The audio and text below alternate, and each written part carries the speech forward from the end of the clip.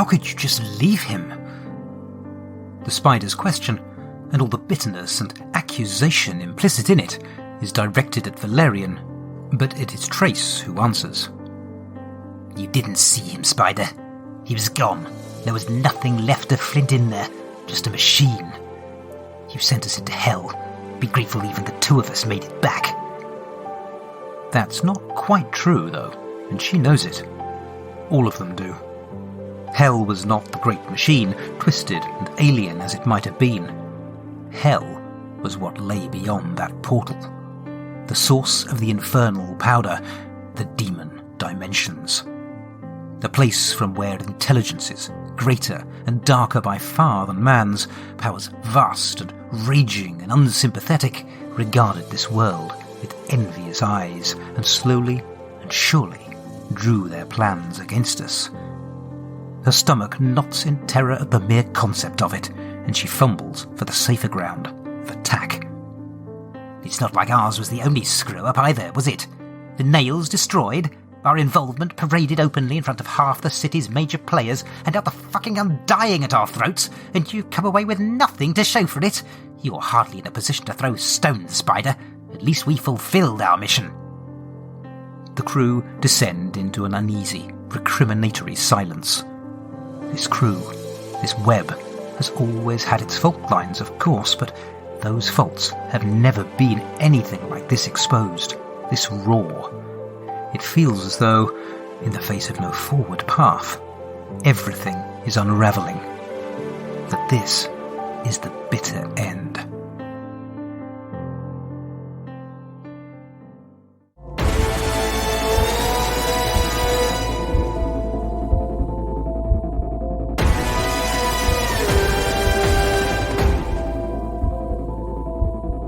Hello and welcome to The Lone Adventurer, an actual play solo RPG podcast with me, Carl White. I will be your narrator, your game master, and your guide as we follow our heroes on their journey into the unknown. For this game, I'll be using the Blades in the Dark rule set, as well as a variety of other systems, tools, and tables as they take my fancy. A word of warning. The following scenes may contain mature themes and disturbing imagery. Listener discretion is advised. The adventure continues.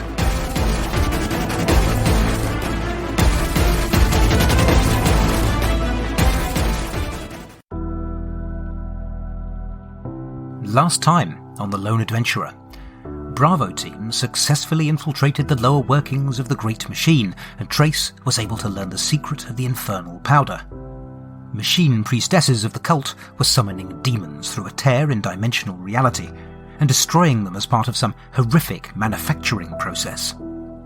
Barely keeping it together, Trace had fled only to discover that Flint had succumbed to the siren lure of the Codex Mechanicus, and drunk of the machine oil in an attempt to learn the truths of the Great Machine. Doing so had triggered a horrific transformation.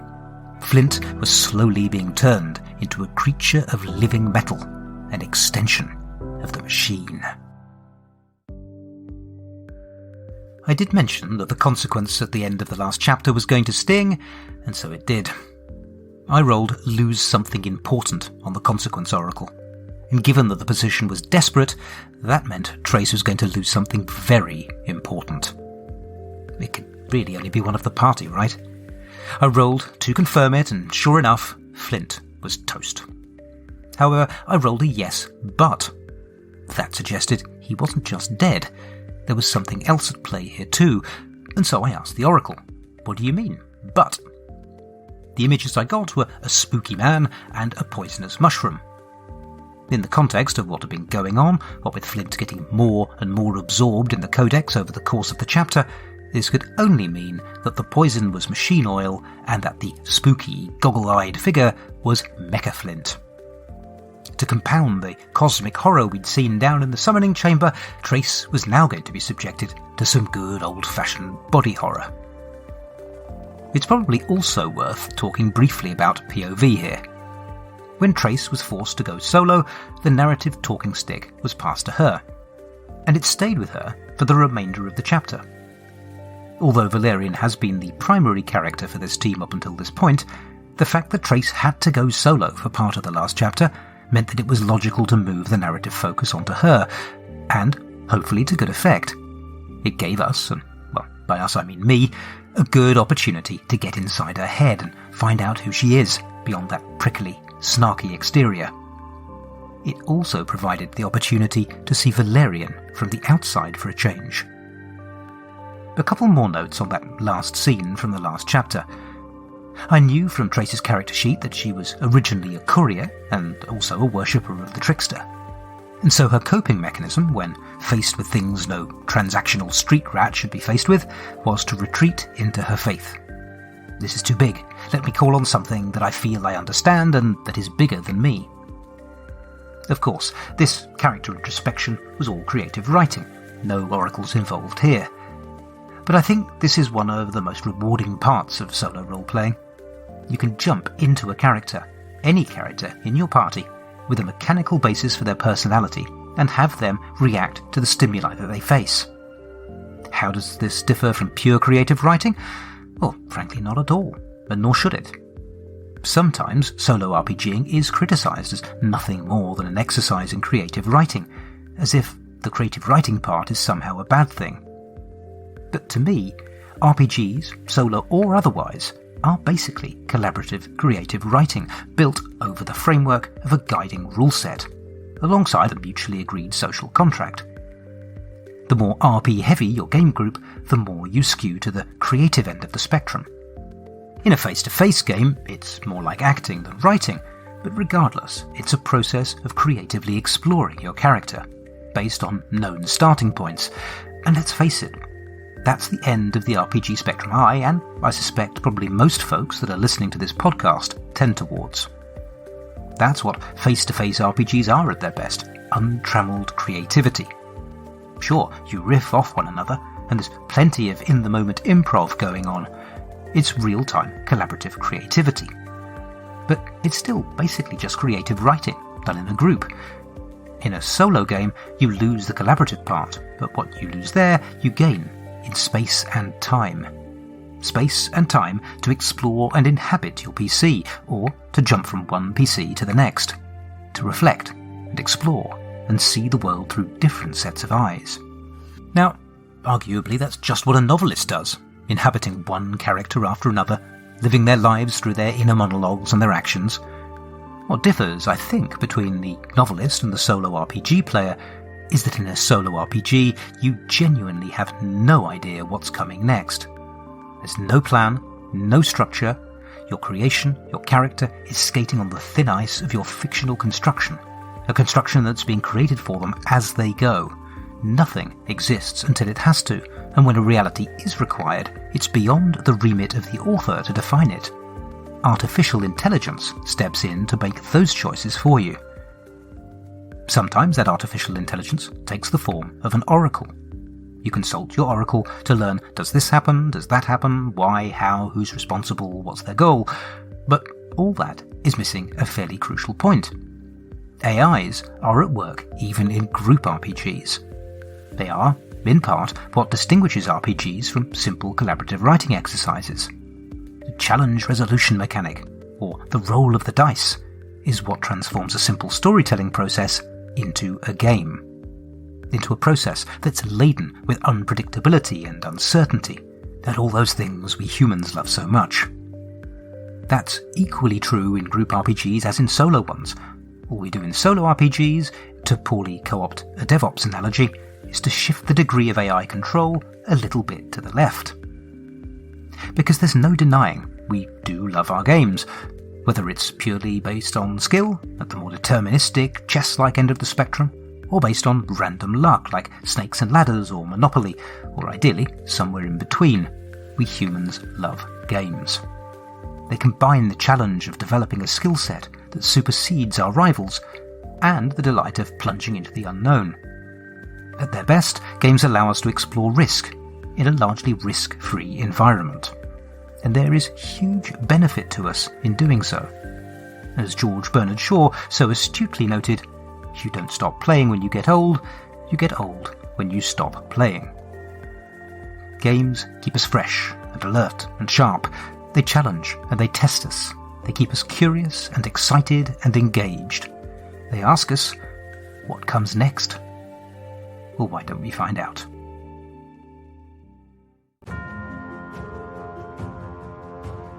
She needs to stamp on this, hard and fast. If she doesn't, this risks being the end of them. Looking around the room, the spider can see the damage writ large across her team. Crater lost to Dreamdust. Trace playing the voice of reason. Valerian shell-shocked and silent. This is a crew on the verge of falling apart. They need some good news, or at the very least, distraction.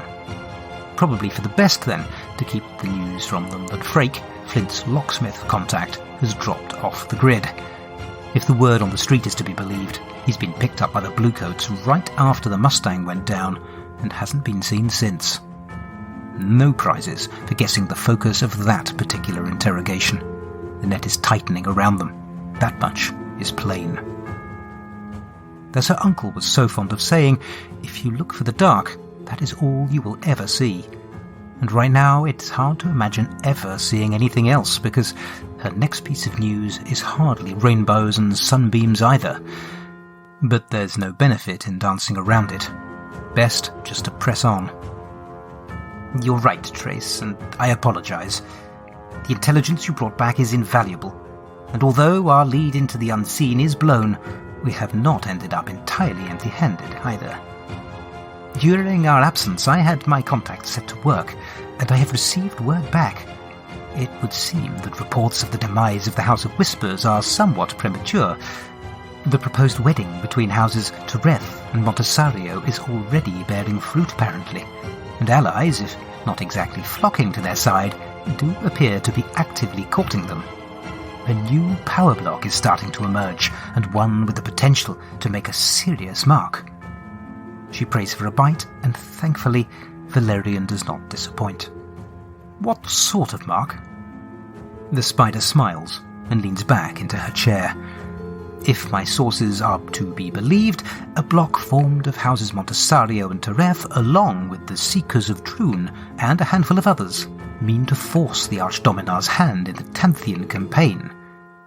That gets their attention, Trace in particular. She continues, as you know, with the war in long-term stalemate, it has become a significant drain on the Imperial purse. There has been talk of reaching terms with the Tanthians. Valerian nods impatiently. This is common knowledge, at least to anyone with ears inside the corridors of power. You're saying this new block means to confound these plans, to maintain the status quo? Not exactly. You have to understand, houses Tereth and Montesario have invested significantly into the war, and rely heavily on the profits stalemate brings.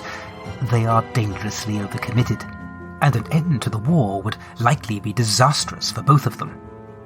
But if the war could be decisively won, with those houses at the vanguard, the potential rewards could be transformative. Overnight, they would become the most powerful houses in the Empire. Valerian snorts. That's as maybe, Spider, but it's one thing to dream of decisively winning the Tanthian campaign, and quite another actually doing it. There's a string of sacked fleet admirals who can attest to that. True enough, Valerian. But what if I were to tell you that I have heard a little whisper that suggests the dream may about to become reality? That this group have secured the means to utterly destroy the Tanthian resistance in one decisive blow. Trace, a native of Tanth, looks ashen. Powder. You're talking about the machine cultist's infernal powder. Infernal powder has been one of the key differentiators, along with airship technology, that has led to the Kairos Dominion establishing the greatest empire the chained world has ever known. But at least until now, supply has always been very limited, restricting the use of the explosive to key tactical engagements. But if the machine cultists have successfully industrialized the means of production, and if the House of Whispers has somehow tapped into that supply... The spider nods, gravely. I am talking about the assembly of the largest airborne armada the world has ever seen. Laden with enough infernal powder to wipe every city, town and village in the League of Free States clean off the map.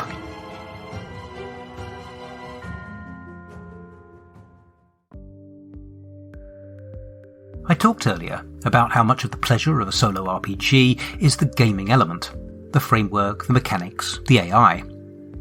And sometimes that's the AI of the game itself, for example the success or failure mechanics, and sometimes that's the AI of the GM emulator, the oracles.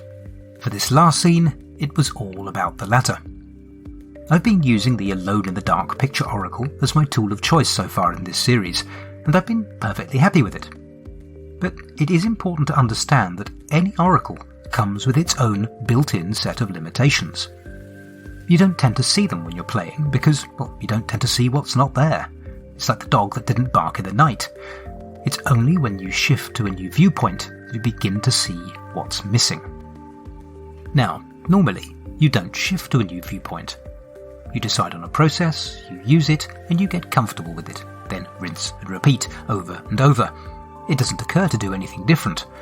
Sometimes it takes an external change to make an internal one. A case in point, I did the prep for this chapter on a short holiday to Suffolk with my wife.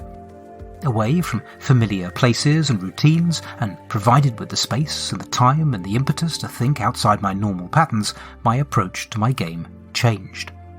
A chance find of a lovely copy of the Ching in a second-hand bookshop, and a great suggestion from my wife, led to a little set of dominoes falling that shaped the AI component of this chapter. It occurred to me that there was no reason not to mix things up a little on the Oracle front. And so, with the crew's downtime activity pretty much complete, and imagining the spider checking in with her spies, I posed the question, what opportunities present themselves? And I consulted the Ching. And why not? The Ching, or Book of Change, is one of the oldest books in the world, and one of the oldest known divination systems, first composed 1000 years BC. With that sort of pedigree, it's probably good enough for me.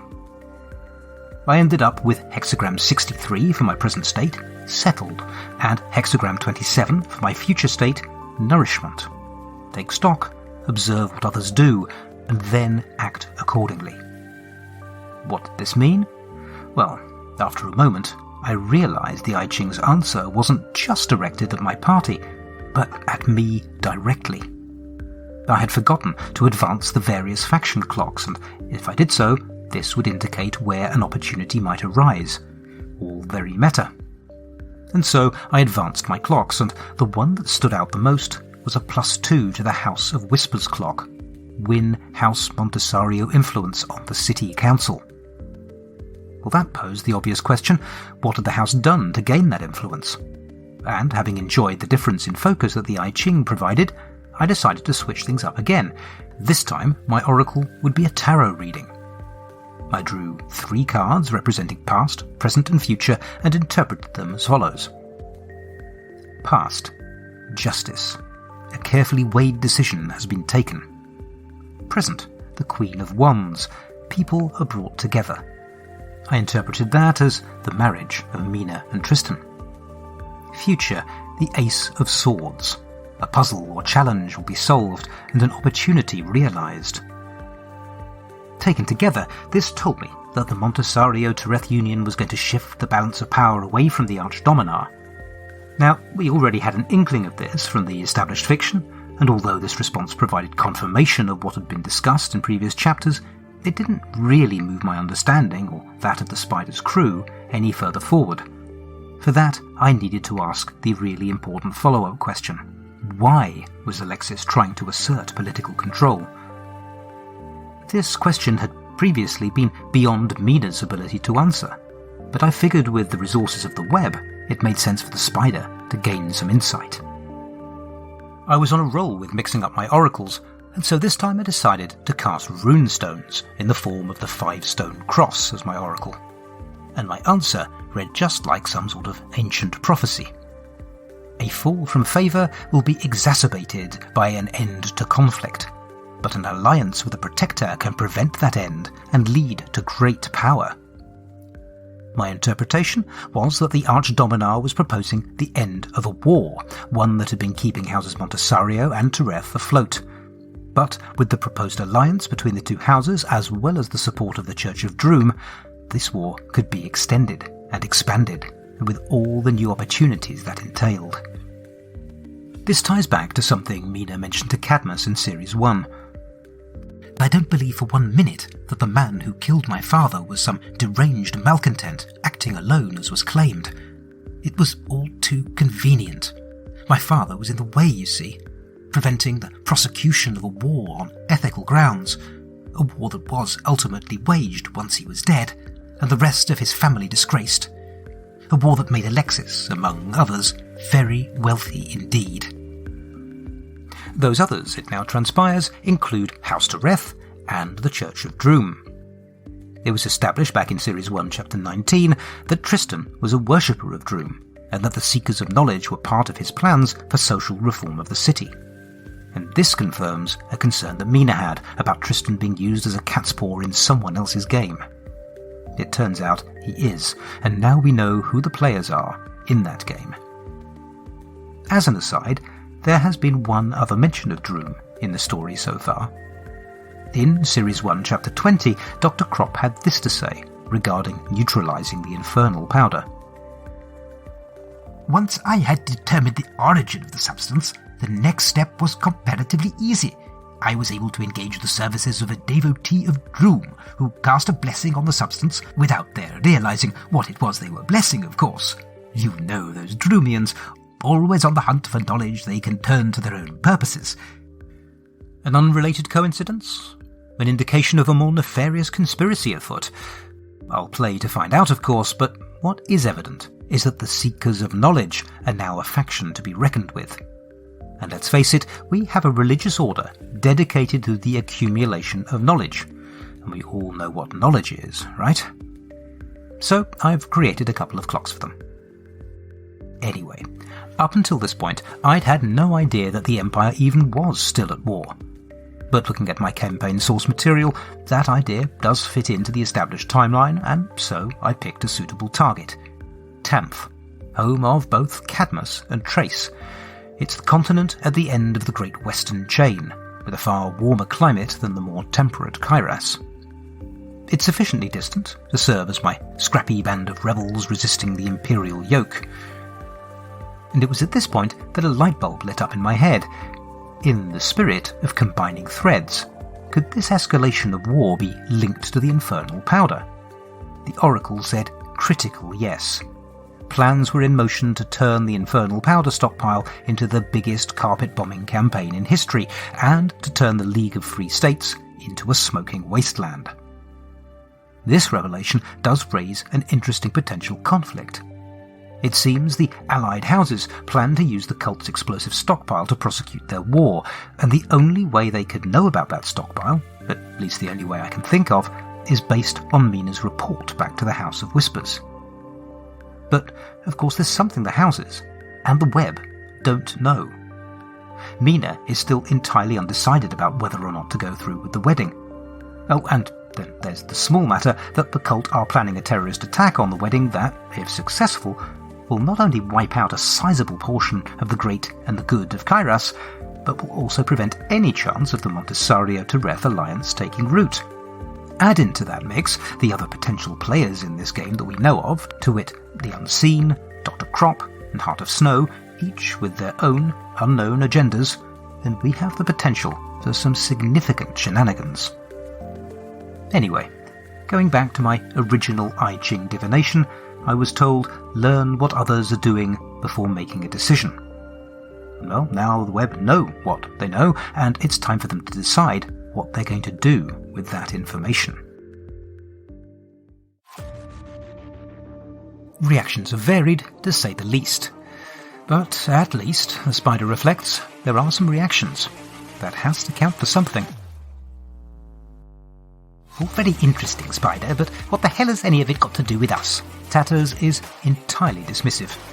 The houses knocking crap out of some you unfortunate that happened to wander into their crosshairs? With all due respect, but so what? Sucks to be the Free League, no doubt, but that's hardly our problem. We have other fish to fry. Trace is on her feet in an instant, all tense, lean muscle and white-knuckled fury.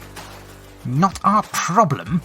Maybe you don't give a shit if hundreds of thousands of innocent people burn, but that's my home, my family. Pretty much makes it my problem, and yours too if you're anything better than a dead-eyed, calcified bitch. She glowers for a long and deadly moment at Tatters, then rounds on the rest of the crew. Same goes for the rest of you shits. You good with seeing the Empire stamp out the one part of this key-forsaken world that has the stones to stand up to their shit? You good with seeing decent men, women and children, not to mention babies, burn? Because I can tell you this without fear of contradiction. When the bombs start falling, they won't be too fucking discriminating. There's no shortage of shifty looks and avoided gazes at that comment. No one can deny the truth of her words. But here's the rub. None of that makes Tatters' statement any less true. The spider suppresses a smile as Valerian steps into the middle ground, just as she had expected he would. For all his shady, self-serving shit, he's still the diplomat, the peacemaker, the piece of this broken puzzle that keeps it somehow still hanging together, even if it's only by unifying everyone else in their disdain for him. Ladies, please. There's no need for harsh words. We're all on the same side, after all. Let's just talk this through, understand the implications, and determine our best course of action, Sure enough, everyone in the room glares at him with equal degrees of hostility. Unity attained. Seemingly oblivious, Valerian plows on. The spider is fairly sure he's making this up as he goes along, randomly stumbling his way towards some undefined position of consensus, but she's known him long enough to realize that this is not necessarily a bad thing. He does tend to get where he needs to be, despite having no idea where he's actually going. Now, let us assume that everything we've heard is true. Houses Montessario and Tereth, along with the Seekers, intend to somehow turn the machine cult's explosives upon the rebels of the Free League. Well, that in turn will bolster the houses and weaken the Archdominar. It will also, by extension, weaken the cult, at least in the short term. With their stockpile gone, their ability to prosecute a war of terror upon the city will be compromised. Amazingly, no one interrupts, and keen to avoid that eventuality, Valerian plows on. But in truth, none of that really matters. What actually matters is what we want, am I right? Because with the knowledge we hold, we have the power to steer the course of events in the direction most advantageous to us. We are the ones in control. Now, the reason we got ourselves into this whole mess in the first place was down to the decision to take a stand against both the cult and the unseen. And we made that decision because of the intelligence your source provided us with, Spider, that the cult were being backed by the unseen. The spider nods, though she looks uncomfortable. She has, after all, only recently sold out that particular source to the Doomsinger, Heart of Snow. Yes, and that thought was terrifying, she agrees. The idea of a group of religious fanatics backed by an organization capable of infiltrating literally anywhere did not bear thinking about. We had to oppose them. Absolutely, Valerian replies, but throughout there has been one question we've never quite been able to answer. The question we hoped would be answered by the Veil Sisters. Why were the unseen working with a gang of lunatics like the Cult of the Machine in the first place? He gazes around the group in triumph. Well, now we know, don't we? Not to enable a seizure of power by a mad sect here in the capital. That never seemed to make a lick of sense. No, with this news of war escalation, their plan is laid bare. All they wanted from the cult was access to their resources. Resources they could use in this assault on the Free League. The whole crew were left stunned by this assessment. Each one of them explores the possibility, assembles the known facts, and each reaches the same cold, hard conclusion. This has the unmistakable ring of truth.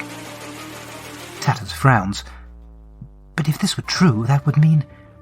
The spider finishes her thought for her, that one or more of the Seekers of Droom, House Tereth and House Montesario, have been compromised by the unseen.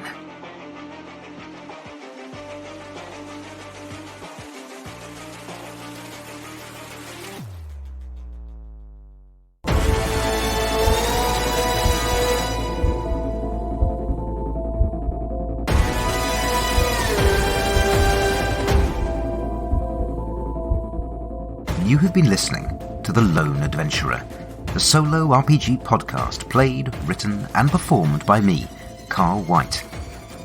If you've enjoyed this episode, please consider telling your friends about it or leaving a 5-star review wherever you get your podcasts. It really is a huge help. You can find me on Twitter at TheLoneADV. You can email me at theloneadv@gmail.com or follow my blog at carlillustration.wordpress.com. You can find show notes for this episode and all the others at theloneadventurer.podbean.com, where I include any links mentioned in the episode as well as mechanics information. I also include a link to a full episode transcript. The story will continue in the next episode of The Lone Adventurer. Thank you for listening.